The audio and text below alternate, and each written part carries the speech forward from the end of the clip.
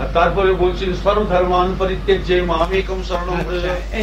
এইবারে পয়েন্টে এসেছেন। এবার ধর্ম মানে কি কি? দেহ ধর্ম, মনোধর্ম, আত্মধর্ম, এই তিনটে নিয়ে বেদ, বেদান্ত, উপনিষদ, গীতা, ভাগবত, রামায়ণ, মহাভারত সব শাস্ত্রে আলোচনা আছে। আলোচনাগুলো একই রকম। দেহ চাচ্ছে আমি কিছু খাবো, খিদে লেগেছে, তাকে খাবার দাবার দিলে খেয়ে দিয়ে সে সন্তুষ্ট হয়। মন কিন্তু সন্তুষ্ট হয় না ওই জিনিস। মনটা কি চায়? সাংসারিক কথা, বিষয় কথা, সাংসারিক কথা নিয়ে আলোচনা। এইটা যদি হয় তাহলে মনটা খুব খুশি, গ্ল্যাড। আত্মা কি চান? এই দেহ ধর্মেরও কিছু চান না, মনোধর্মেরও কিছু চান না। আত্মার খোরাক হলো ওই রকম। আপনারা যে বসেছেন এখানে, ওই জমার ঘর বাড়াবার জন্য আত্মকল্যাণ সূচক ব্যবস্থা, তো সেই কথাটা বলা আছে ওই রকম। কি করবো? আত্মকল্যাণের জন্য সৎসঙ্গ দরকার। জমার ঘর, জমার ঘরটা কিভাবে আসবে? পূর্ব জন্মের সুকৃতির ফল, পাপ আর পুণ্য। মানুষ যে কর্ম করে তাতে পাপ আর পুণ্য দুটো জিনিস হয়। পুণ্য আমি যদি করতে যাই, পাপ তার সঙ্গে মিশ্রিত হয়ে আছে। আমি একটা পুষ্করিণী খনন করলাম গ্রামের লোকের জন্য, চারদিকে 4টে ঘাট বাঁধিয়ে দিলাম, লোকের অনেক উপকার। এক ডাকাত দল এসে ওখানে রান্না বান্না করে খেলো পুকুর পাড়ে, আর ডাকাতি করতে গেল। ওই ডাকাতির যে ফল আমাকে ভাগ নিতে হবে।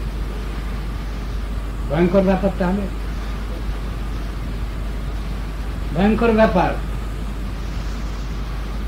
কিন্তু যারা সাধনার ক্ষেত্রে চলেন তাদের ওটা বইতে হয় না, তাদের ওই জিনিস বইতে হবে না। তাদের বলে সুকৃতি। এই সুকৃতিটা কি করে হয়?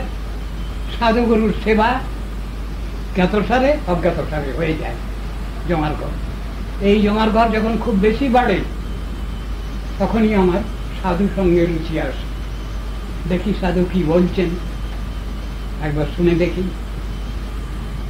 তার কথায় বিশ্বাস হবে এবং তিনি ঠিকভাবে চলেন, তিনি অনুভব করবেন উইদিন হিমসেলফ।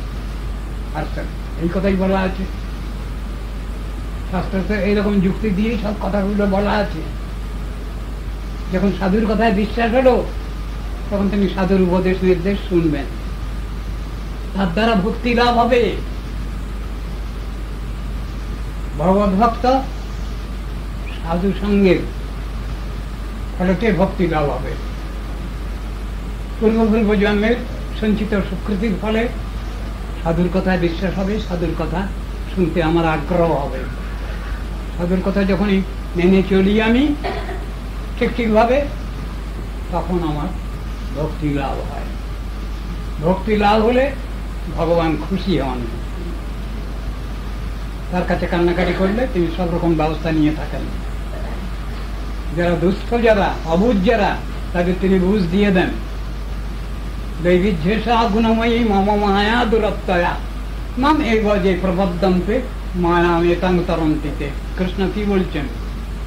আমার যে দৈবী মায়া, কেউ তার থেকে পার পায় না। কে পায়? আমার পরে যে নির্ভরশীল জিনিস। তোমার বিবেক সঙ্গে সাহায্য করবে। খারাপ কাজেতে না না, যেও না, ভালো কাজ এটা করো, এটা তোমার পজিটিভ সাইডের জমার ঘর। বিবেক এই বলে। কনসেন্স যেটা, সেটাও ভগবানেরই দেওয়া। সব জিনিসের এরকম ইতিহাস আছে। আমরা যদি ঠিক লাইনে চলি, তাহলে আমরা কিছু পাই, পজিটিভ সামথিং আমাদের লভ্য হয়।